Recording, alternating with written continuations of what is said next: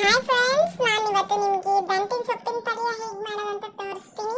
ನಾನಿವತ್ತು ಇಲ್ಲಿ ಕೆಂಪು ಕಲರ್ ಸೊಪ್ಪನ್ನ ತಗೊಂಡಿದ್ದೀನಿ, ಸಣ್ಣದಾಗಿ ಹೆಚ್ಚಿಟ್ಕೊಂಡಿದ್ದೀನಿ.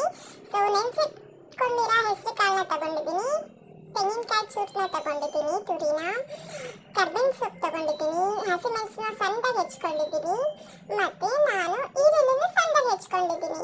ನಿಮಗೆ ಗೊತ್ತು ನಾನು ಇಬ್ಬರಿಗೆ ಅಷ್ಟೇ ಮಾಡೋದು ಅಂತ. ಒಂದು ಬಾಣಲಿಗೆ ಎಣ್ಣೆ ಹಾಕೊಂಡು ಉದ್ದಿನಬೇಳೆ, ಕಡಲೆಬೇಳೆ, ಸ್ವಲ್ಪ ಅರಿಶಿನ ಹಾಕೊಂಡಿದ್ದೀನಿ. ಜೀರಿಗೆ ಬೇಕಾದ್ರೆ ಹಾಕೋಬಹುದು, ಬೇಡದಿದ್ರೆ ಸ್ಕಿಪ್ ಮಾಡ್ಕೋಬಹುದು. ಜೀರಿಗೆ ಹಾಕೋಬೇಕಂತ ಏನಿಲ್ಲ. ಇವಾಗ ಸಣ್ಣ ಕಟ್ ಮಾಡ್ಕೊಂಡಿರೋ ಈರುಳ್ಳಿ ಮತ್ತೆ ಮೆಣಸಿನ್ಕಾಯಿನ ಹಾಕೊಂಡು ನಾನು ಫ್ರೈ ಮಾಡ್ತಾ ಇದ್ದೀನಿ. ಸ್ವಲ್ಪ ಕಲರ್ ಚೇಂಜ್ ಆದರೆ ಸಾಕು. ನಾನು ಯಾವಾಗಲೂ ಇಬ್ಬರಿಗಾಗಷ್ಟೇ ಮಾಡ್ಕೊಳ್ಳೋದು, ನನಗೆ ನನ್ನ ಹಸ್ಬೆಂಡ್ಗೆ. ಇವಾಗ ನೆನೆಸಿಟ್ಕೊಂಡಿರೋ ಹುರುಳಿಕಾಳನ್ನ ಹೆಸರು ಕಾಳನ್ನ ಹಾಕೋತಾ ಇದ್ದೀನಿ.